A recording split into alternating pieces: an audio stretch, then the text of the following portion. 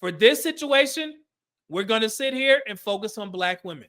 We're not going to do everybody's involved. We're not going to do this whole thing run around about, well, it's the fact that black men. No.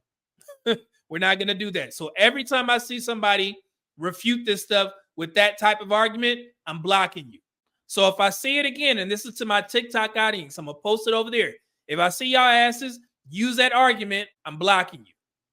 And you bet not ever show your face on Facebook, Instagram, or YouTube. If I find out it's you, I'm blocking you again from every platform. So your best bet is to shut the fuck up.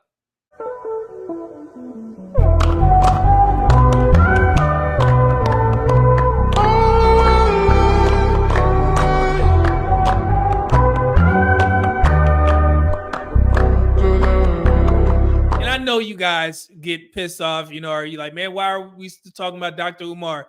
The reason why I like reviewing Dr. Umar and I like, refuting some of the narratives that he's, spews to the black community is because it gives me a chance to educate and teach the black community on what certain things mean so they won't be duped into thinking that black men are just running out here, doing all this foolery in regards to the fertility rates. He's such a polarizing figure in the black community, and he has a huge draw when he goes on certain podcasts or he speaks, publicly. It's only fair that, I put these videos out so we can actually learn the truth, because sometimes Dr. Umar is off. When discussing the black community, sometimes he can conflate things, he can get things wrong, and it sends a bad message to black women to allow them to assume that black men are less than.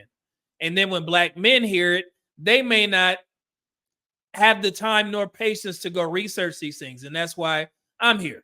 So I can give you guys information and you could do the research for yourselves and we can get the truth out there. And not necessarily, again, I know that if black women don't like black men, then it doesn't matter what I say. But for black men, it definitely does matter. And I love reading those comments where people say, man, thank you for doing this. Thank you for standing up for black men. So like I said, it's not necessarily to try and convince the people who already believe a certain narrative about black men. It's specifically for you guys. So I'm going to show you guys this video from Dr. Umar's appearance on Donnellrawlings, Ashley Larry from the Chappelle Show on his podcast. That's in some cases with black women, this is going to be a tough one. I'll probably be canceled or whatever. Do you believe that there is the notion that sometimes black women, damn, I'm going out on a limb when I say this, brother, don't know when to shut the fuck up? That could be true for some sisters. Is there art to it? Is there science to it? Because I do know that they're never going to shut the fuck up, but there's a possibility of learning the art and knowing timing of when to shut up. But here's the thing, Brother Donnell.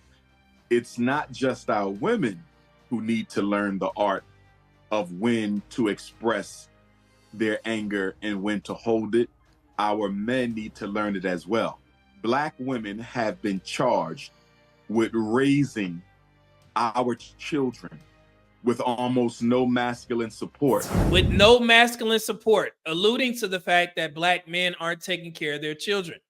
And we're going to break this down step by step. This is the same narrative that has been pushed for those same 50 years as he's talking about. About 50 years now. But isn't part of that raising children is not an easy thing. But and they've had to do that almost by themselves.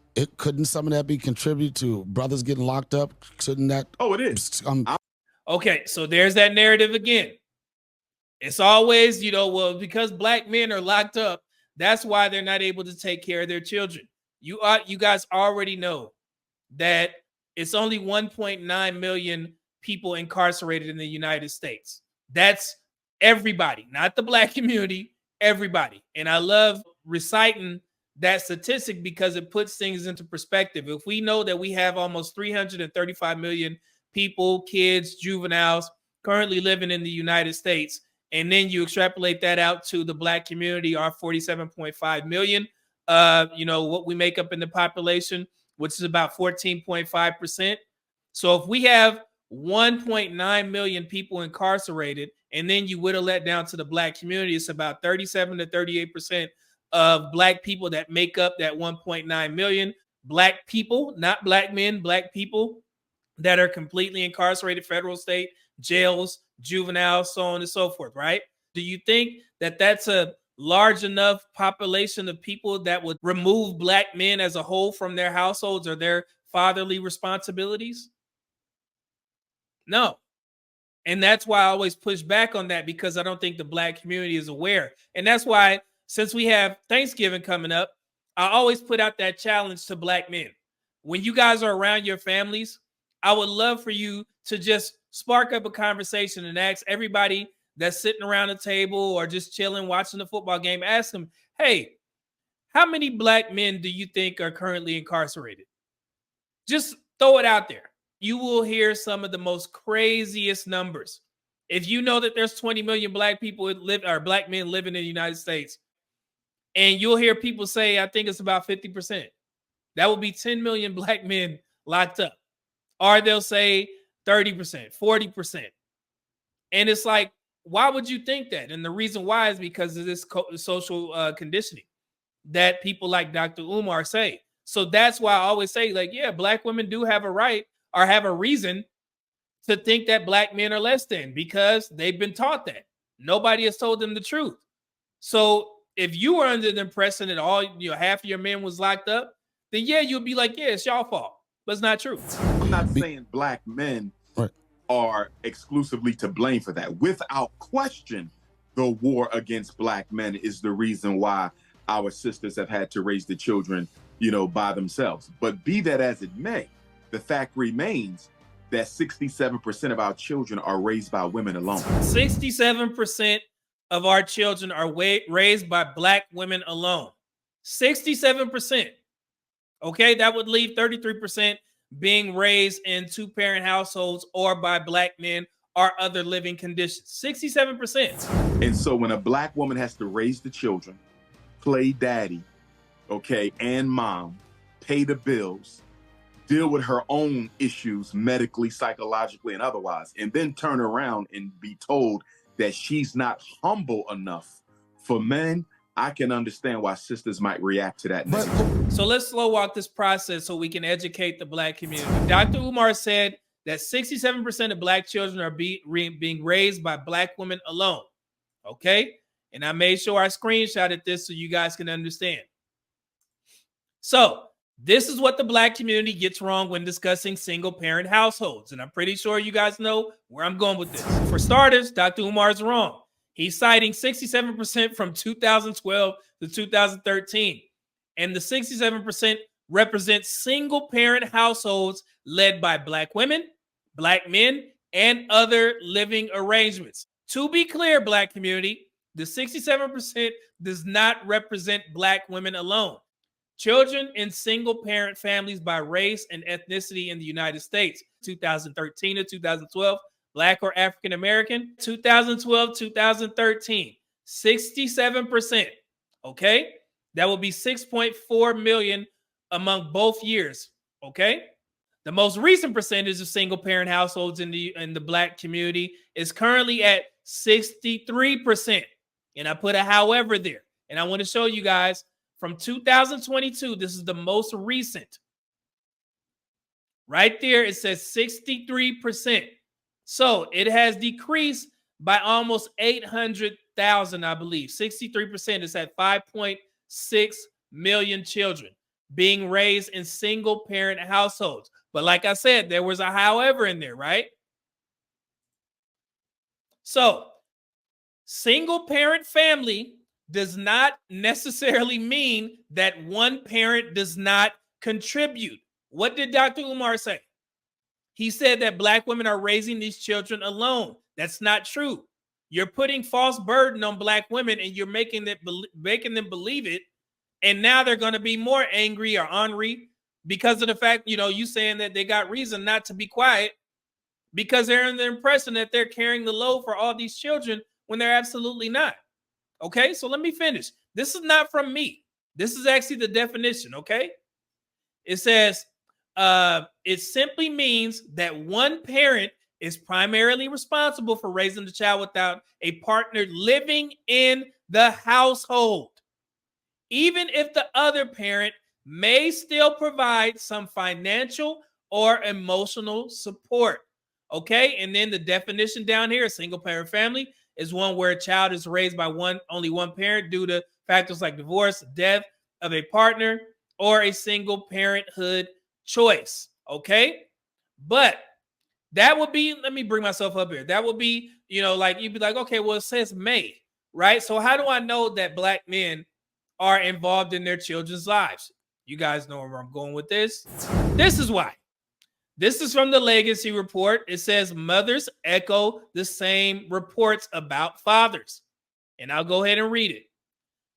Lest we believe that these statistics are skewed by the father's own self-reporting, other studies based on maternal reports echo these findings. So you guys heard that the consistent pushback in the Black community is that Black men did the survey when they asked them, are you involved in your children's lives? And Black men, of course, said, yeah, I am. And they were like, well, you can't use that study because, of course, they're going to say that they're involved. But in a 2008 survey of low-income mothers, researchers found that non-resident white fathers were less involved with their children than African-American and Latino fathers. You guys are like, well, that's 2008. Let's skip up 10 years.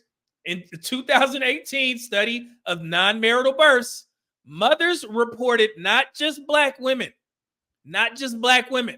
It says mothers.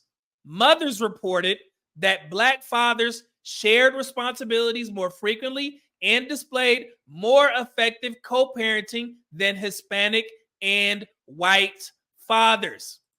That's important because when it says mothers, that completely debunks that false narrative that Black woman made up and said that 92% of the biracial children that Black men had, they weren't in their children's lives. We already debunked that. You guys have seen that before. She flat out blatantly lied. The Medium website, they posted it and had to retract it. I have a whole video explaining this. So that's why I know Black men are involved in their children's lives, because it has been studied. Mothers echoed the same reports, and also Black men echoed the same reports as well. And here's the report if you guys want to read it yourself. It's on PubMed. Of course, PubMed is a reputable source. Race/ethnic differences in non-resident fathers' involvement after a non-marital birth. Before you go, here's another fun fact. Since we like to use the per capita argument, by per capita, the Black population has a higher percentage of children being raised in single-parent households. But by total numbers, white and Hispanic families have more children living in single-parent households. Let me show you guys something because I don't think I've ever shared this before. And this is from 2022. I made the report succinct so you guys can see it yourselves. So, in the United States, Black or African-American single-parent households, 5.6 million, which is 63.2%, which is the highest. But Hispanics and white people, Hispanics first, 7.4 million, 41.8%, and non-Hispanic white families, 7.7 million children living in single-parent households. So, let me bring myself up here. And I know you guys are like, well, the percentage is larger for Black people, and we have a smaller population. I understand that. But again, do you guys think the kids care? Do you think the kids care that Black people lead in percentage? However, Hispanic and white people have more children living in single-parent households? Do you think they care? No. So I understand the argument of the percentages. However, that's what almost over 2 million more children that are living in single-parent households. So that's why when we have this per capita argument, we have to put things into perspective. Instead of just saying, well, it's a higher percentage. Kids don't care. Same thing when we're talking about adoption. The focus is always on Black folks, like that white man did that video, and I had to respond to that. But if you look at the statistics, there's far more white kids that are in, foster homes. Okay? And he had the nerve to speak on Black business when it ain't got nothing to do with him. Stay your ass over in the white community and discuss it with your women, why they putting all these kids in foster homes, okay? So that's why we need to have these conversations. So people like Dr. Umar and anybody else that want to get involved in these conversations, they leave out things on purpose. So Black women can continue with this narrative that they got to be strong and independent, and we did this all by ourselves. But I find it quite odd that when that Turkish woman went viral, now all Black women have great experiences with Black men. I don't give a how many valid points that German woman had, or if she was right or wrong. She don't get a chance to speak on Black women, Black love, Black marriages, and Black anything. And this is coming from a Black woman that's been with her Black husband for 15 years. And I ride for Black men. Fathers was in the household just to respond to her. Never seen love like that on social media before. Never knew a love like this before. I'd never seen Black women say that, man, my dad was here. Even though my mom was married, he was always taking care of me. I still talk to my dad y'all remember that? I did a video about it. I noticed that. Just despite her, they told the truth. Ain't that crazy? Lastly, let's not forget that 54% of Black men have never fathered children, with only 46% ever fathering children. On the other hand, 61% of Black women have ever birthed a child, with 39% of never birthing a child. That's a 15% difference, okay, between the 2015 and 2019 years. Okay, and then you guys can see that here, 46%, 61%. And we can thank Black Demographics for putting this in its own little graph here. And then you go down, you have Black men and Black women, 54% no kids for Black men, 39% for Black women. And then also, one of the most important statistics, it says that 66% of Black fathers live with their partners at their first childbirth, whether that's married or cohabitating. However, we cannot say the same thing for Black women. Only 41% of Black women actually live with their partners at their first child's birth. That's crazy. And this is from the National Center for Health Statistics by way of the CDC, just published 2023 January. Okay. And then also the one that Black community likes to get mixed up. They say by the time Black men are 80 or 40 years old, 81% of them have children. If you're going to believe that, then you got to look at Black women statistics, 87%. Moving on. And also the most damning figure that Dr. Umar will probably have a problem with is that between 2015 and 2019, between ages 15 to 49, Black women had birthed 1 million more children than Black men during that time frame. 1 million more, Dr. Umar. Did you know that? There it is right there. 1 million more Black women with children than Black men. And in that 2015, 2019, 15 to 49, 307,000 more Black women than Black men. But despite that, more than 550,000 Black men married than Black women. And also, Black men are twice as likely to marry outside of their race than Black women. I know Dr. Umar going to have a field day with that. He probably going to focus on that. Outside of Black women have all of these kids with different men. So, I mean, you could do with that information what you want, Dr. Umar. Okay? And I also put right here, so where should the Black community's attention be focused on? Black men or Black women? And I'm specifically talking about the fertility rates. Black men can be blamed for other shit if that's what the Black community wants to do, but it will not be for the fertility rates, anything to do with it. The problem is Black women. So start focusing on who needs the help the most. Start talking about Black women's maternal patterns because it's all effed up right now. And one thing that I hate when I do these kind of, posts and I'll go on TikTok and it's always an argument.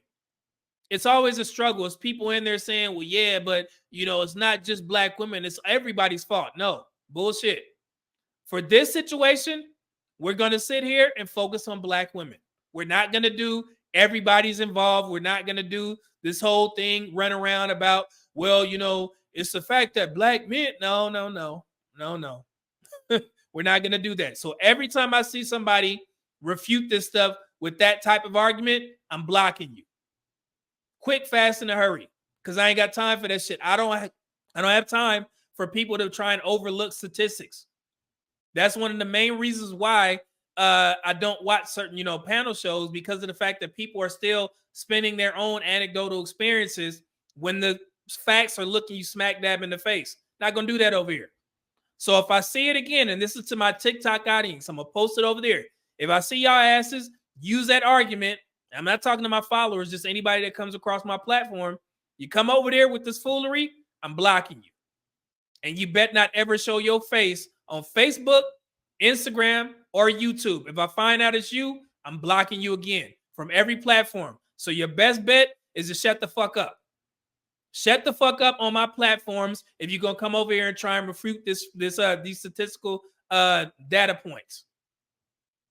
Okay? All right.